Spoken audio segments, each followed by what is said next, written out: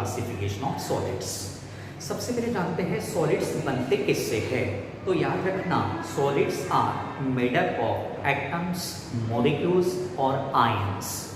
Hence they are considered as constituent particles of solids. Remember well, constituent particles of solids किसे कहा जाता? Atoms, molecules और ions. अब solids में इन कॉन्स्टिट्यूएंट पार्टिकल्स का अरेंजमेंट कैसे रहता इस पे dependent. Solids are divided into two classes, crystalline and amorphous. दो में से आज हम क्रिस्टलाइन सॉलिड्स को पढ़ेंगे।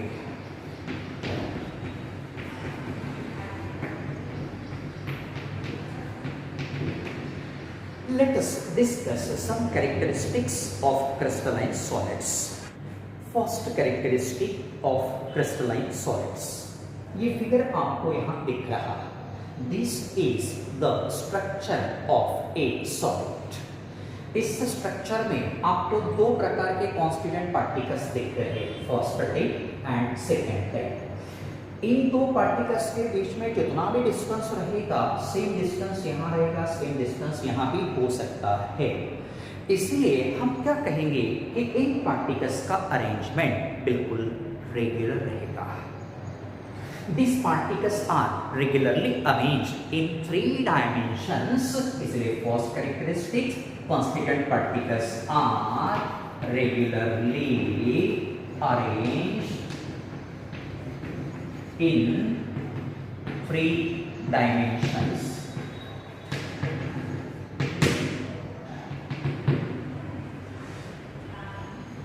Particles regularly arranged होने के कारण they possess definite geometrical shape. सभी क्रिस्टलाइन सॉलिड्स का कोई ना कोई शेप रहेगा, अब बाद में डिटेल में पढ़ेंगे। थर्ड, यहाँ आपको रेगुलर अरेंजमेंट दिख रहा है कॉन्स्टिट्यूएंट पार्टिकल्स का। सेम रेगुलर अरेंजमेंट खूब ज्यादा डिस्टेंस तक रहता। ये रेगुलर अरेंजमेंट खूब ज्यादा डिस्टेंस तक रहता, इसीलिए हम कहेंगे इनको लॉन्ग रेंज ऑर्डर। दे possess लॉन्ग रेंज ऑर्डर। अब इनका मेल्टिंग पॉइंट कैसे रहेगा? तो ये सॉलिड्स में कॉन्स्टिट्यूएंट पार्टिकल्स का अरेंजमेंट रेगुलर होने के कारण पूरा का पूरा क्रिस्टलाइन सॉलिड एक ही टेम्परेचर पर मेल्ट होगा। अगर सब्सटेंस या सॉलिड प्योर है तो पूरा का पूरा सॉलिड सिर्फ एक ही टेम्परेचर पर मेल्ट होगा, इसलिए हम कहेंगे दे possess sharp melting point. In solids को मेल्ट करने के लिए जो हीट एनर्जी लगती उसे कहना हीट ऑफ फ्यूजन। अब इनका हीट ऑफ फ्यूजन कैसे रहेगा? इनमें अट्रैक्टिव फोर्सेस स्ट्रॉन्ग होने के कारण हीट ऑफ फ्यूजन हाई रहेगा एंड फिक्स्ड और definite heat of fusion.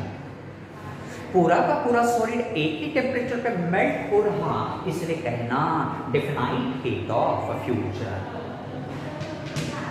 Next characteristic रहेगा all these solids show anisotropy.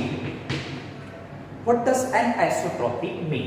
अब इस स्ट्रक्चर में हम 3 डायरेक्शंस को सिलेक्ट करेंगे, A B first direction, C D second direction, E F third direction.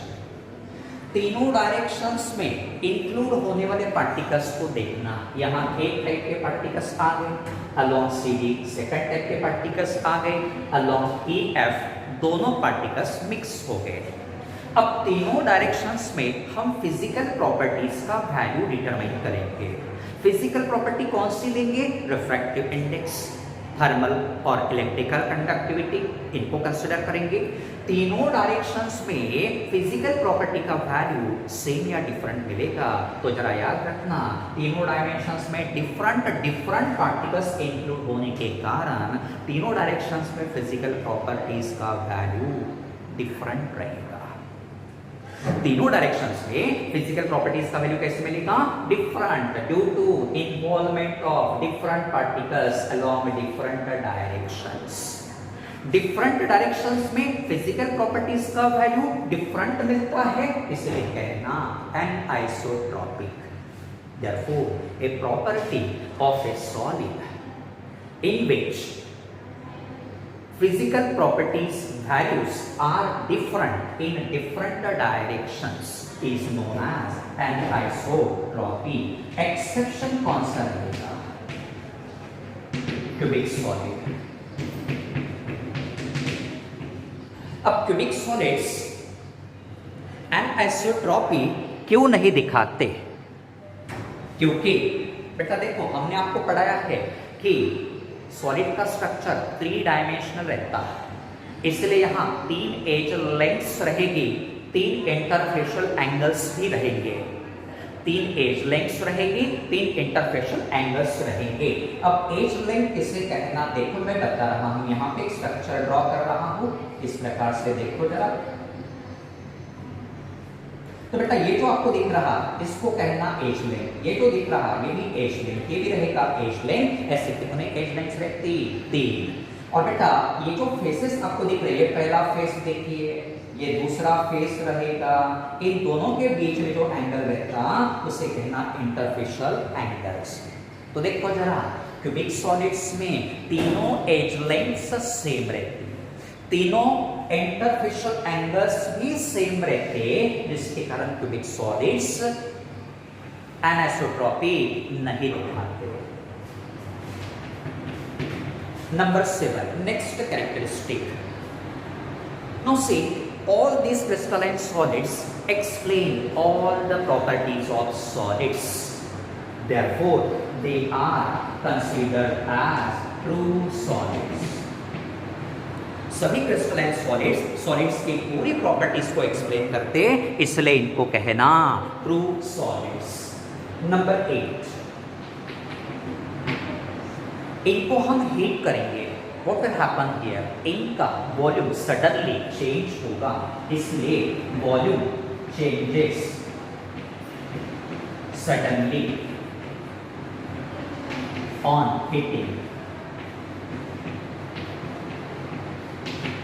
Number 9, इनमें कॉन्स्टिट्यूएंट पार्टिकल्स का अरेंजमेंट फिक्स्ड रहता, इसलिए हम कहेंगे दे पसेस सिमेट्री। इनका स्ट्रक्चर बिल्कुल सिमेट्रिक रहता। इनको हम कट करेंगे, क्रिस्टलाइन सॉलिड्स को अगर हम कट करते हैं तो हमें कैसा कट मिलेगा? रेगुलर कट मिलेगा, सॉफ्ट कट मिलेगा, स्मूथ मिलेगा, क्लीन क्लीवेज मिलेगा। इसलिए देखो बेटा, यहां से अगर हम कट करेंगे और यहां आप टच करके देखना, यहां टच करके देखोगे तो आपको जो सरफेस लगेगा, आपने टच कैसा फीलिंग होगा? बिल्कुल सॉफ्ट रहेगा, स्मूथ रहेगा, क्लीन रहेगा, इरेगुलर नहीं रहेगा। इसलिए हम कहेंगे they undergo clean cleavage. Next characteristic, they possess interfacial angles. Already explained interfacial angles. कितने प्रकार के इंटरफेशियल एंगल्स रहेंगे? 3 प्रकार के। क्यों? क्योंकि इनका स्ट्रक्चर 3 डायमेंशनल रहता, इस प्रकार से इंटरफेशियल एंगल्स भी वो दिखाएंगे। अब एग्जांपल्स कौन से रहेंगे? तो हम यहाँ एग्जांपल्स लिख रहे हैं। For examples, metals, then NaCl, sodium chloride salts, then ice, diamond, graphite, then ceramics. All these are the examples of crystalline solids. Thank you.